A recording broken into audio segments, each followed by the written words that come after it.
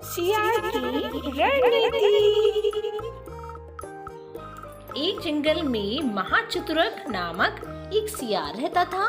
एक दिन वह भोजन की तलाश में निकला। भटकते भटकते वह एक स्थान पर पहुंचा जहां उसे मरा हुआ हाथी मिला, जिससे उसकी खुशी का ठिकाना नहीं रहा। उसके कई दिनों के भोजन की व्यवस्था हो गई थी।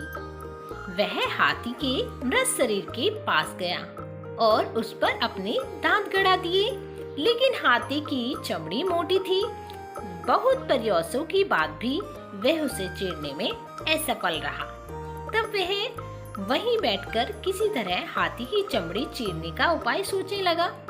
कुछ देर में उसे जंगल का राजा सिंह आता हुआ दिखाई पड़ा, जिसे देख उसने सोचा क्यों ना इससे ही किसी तरह हाथी की मोटी चमड़ी चिराई जाए।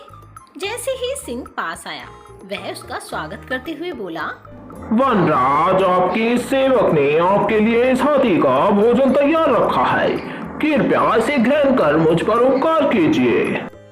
सिंह जंगल का राजा था। वह किसी दूसरे के द्वारा मारे गए जानवरों को भला क्यों खाता? अरे मूर्ख, मैं जंगल का राजा हूँ और मैं अपना शिकार खुद करता हूँ। इसे तुम ही खाओ। साफ इनकार करते हुए शेर वहाँ से चला गया।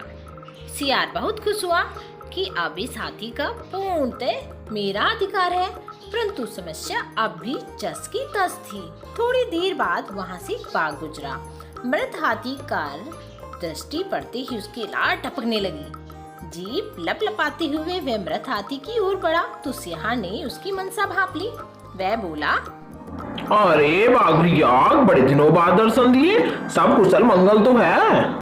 ओए दादा, मैं तो ठीक हूँ। तुम कैसे हो और इस मृत हाथी के पास क्या कर रहे हो? बाघ ने पूछा तो सियार बोला, मैं यहाँ इस मृत हाथी की रखवाली कर रहा हूँ। सिंह ने इसका शिकार किया है और मुझे इसकी रखवाली की जिम्मेदारी देकर नदी में स्नान करने गया है। वैसे आप भी इस हाथी का मांस चख सकते थे, लेकिन सिंह तो आपका बैल ठहरा। उसे पता चल गया तो आपने उतना उसका भोजन जुटा कर दिया है, तो फिर वो तुम्हें जो नहीं छोड़ेगा।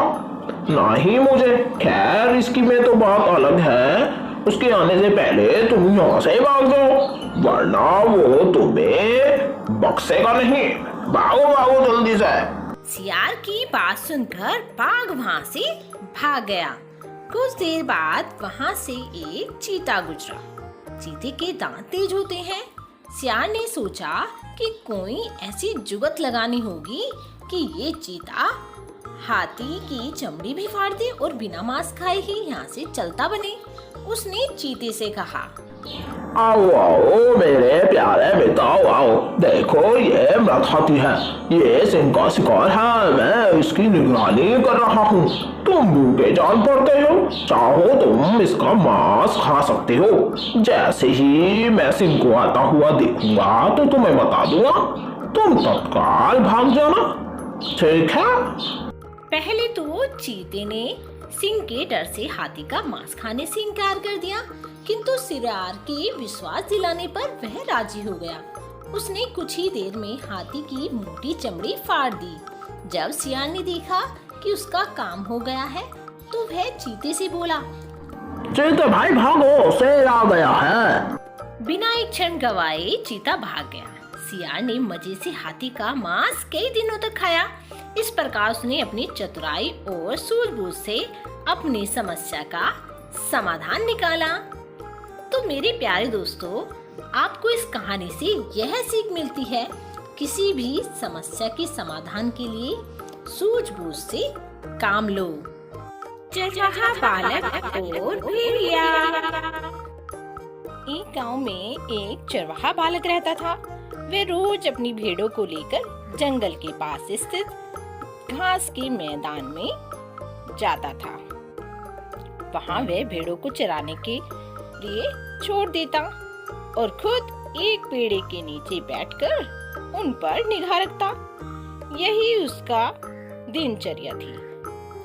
एक दिन भर पेड़ के नीचे बैठे बैठे उसका समय बड़ी मुश्किल से कटता था। उसे बोरियत महसूस होती थी। वह सोचता था कि काश मेरे जीवन में भी कुछ मजा और रोमांच आ जाए। एक दिन भेड़ों को चराते हुए उसे एक मजाक सूझा और वह जोर जोर से चिल्लाने लगा। भेड़िया आया, भेड़िया आया। अरे अरे देखो देखो, मेरी भेड़ों को लेकर चला जाएगा। अरे भेड़िया आया भाई, भेड़िया आया।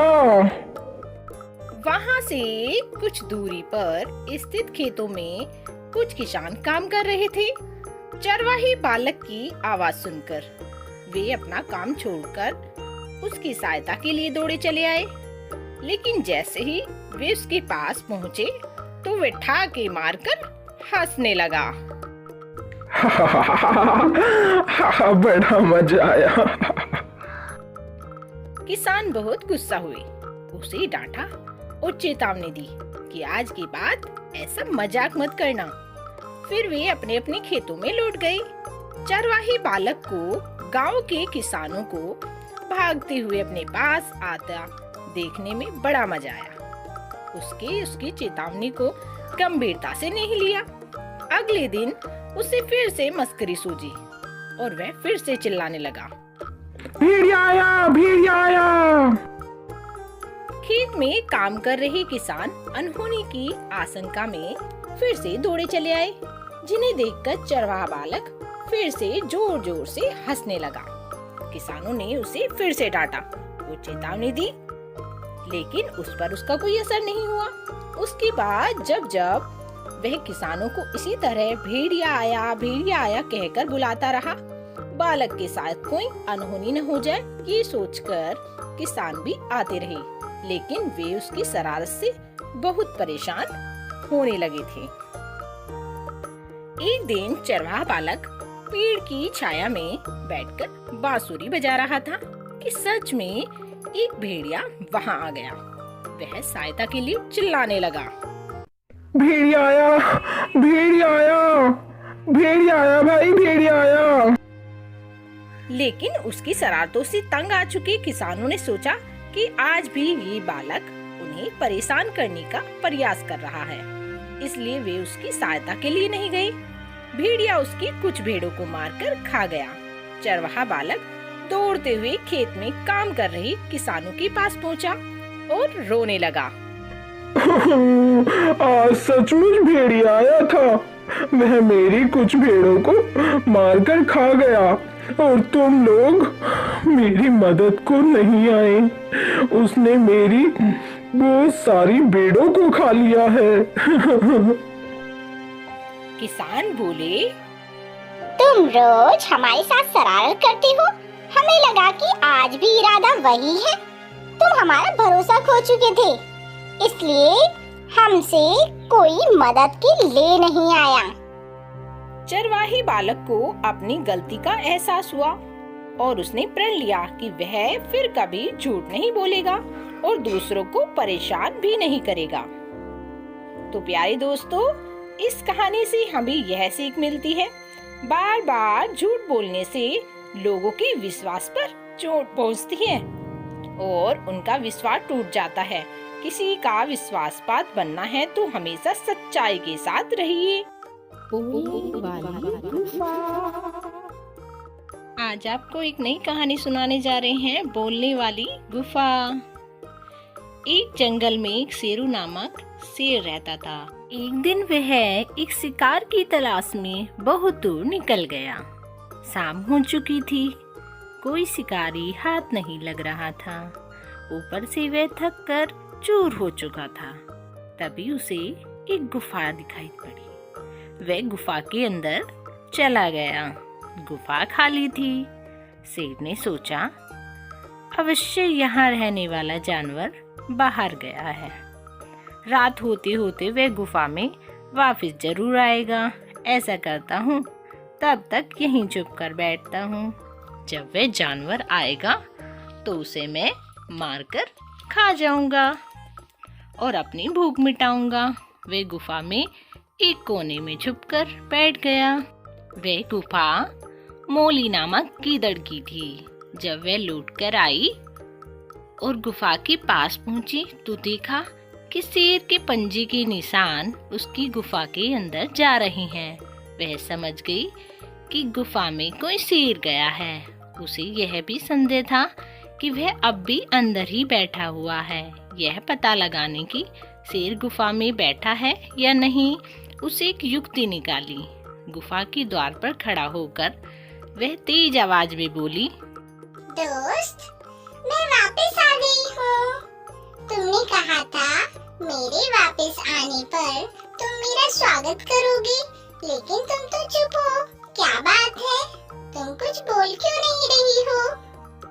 जब गीदड़ की आवाज शेर के कानों में पहुंची तो उसने सोचा कि ये गुफा अवश्य गीदड़ के आने पर उसका स्वागत करती हुई कुछ तो कहती है। शायद मेरे यहाँ होने के कारण आज यह चुप है। अगर गुफा कुछ ना बोली तो कहीं गीदड़ को संदेह न हो जाए और वह वापस ना चली जाए, इसलिए वह गरज कर बोला, आओ मित्र, तुम्हारा स्वागत है, जल्दी आओ। शेर की आवाज सुनकर गीदड़ डर गई। वह उल्टी पैर वहां से भाग गई। इधर शेर बहुत देर तक गीदड़ के अंदर आने की प्रतीक्षा करता रहा, लेकिन सब व्यर्थ रहा। अंत में उसे समझ आ गया कि गीदड़ ने उसे मूर्ख बनाकर भाग गया है। शेर की अपनी मूर्खता पर बहुत क्रोध आया, किंतु अब क्या करता, शिकार उसके हाथ से निकल चुका था। आई होप आपको ये स्टोरी अच्छी लगी है, तो प्लीज लाइक, शेयर और कमेंट करें और सब्सक्राइब करना ना भूलें।